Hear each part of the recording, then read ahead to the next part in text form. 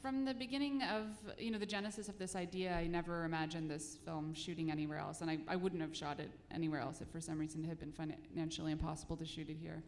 I wanted to show Toronto the way I experience it in the summer.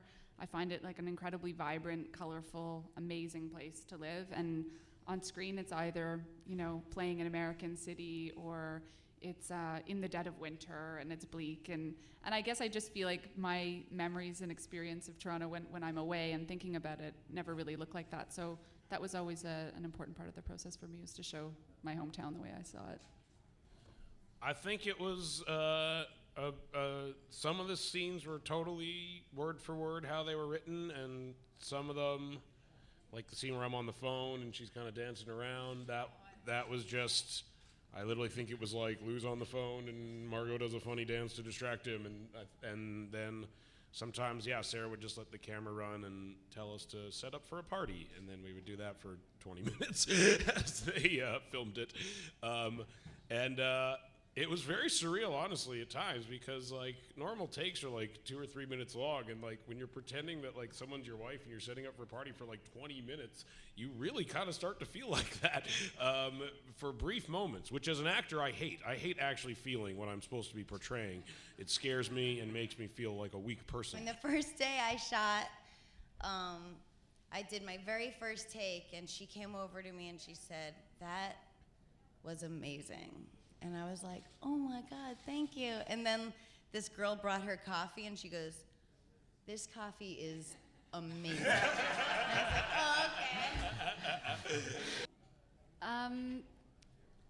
I don't know that being an actor actually necessarily teaches you many skills in terms of directing. I was astonished when I made my first short film that, in fact, I knew absolutely nothing about filmmaking. I sort of assumed, having been on sets my whole life, I would have picked up something, but it was a blank slate. Like, nothing occurred to me. I had noticed nothing over the years, apparently. So it was definitely learning from scratch, and I think the only thing I can say is being an actor makes you know how badly a director can throw you off. So it makes you self-conscious in a way that I think is probably pretty healthy. And I think for me it's important to figure out if the actor wants more or less from me. So there are just people who I talk way too much to, and I figure that out quickly, and people who I'm not talking enough to who want more interaction. So I spend some time trying to figure out what they need, as opposed to imposing my own way of directing actors.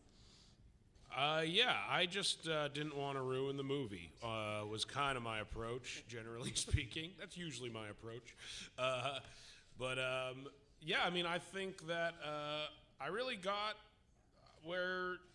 what Lou's problem was, honestly. I feel like a lot of people might see the movie and feel an instinct to kind of victimize the character, but I really think that I got the kind of sexual awkwardness, I guess, and the kind of comfort and not, willingness to evolve along with, there's a bug, with his partner. I mean, those instincts were things that I had probably experienced. And on top of that, I really, Michelle really set the tone in a lot of ways for the acting and the whole style of it. For me, I just kind of stood back and watched what she was doing and then tried to, again, not ruin that.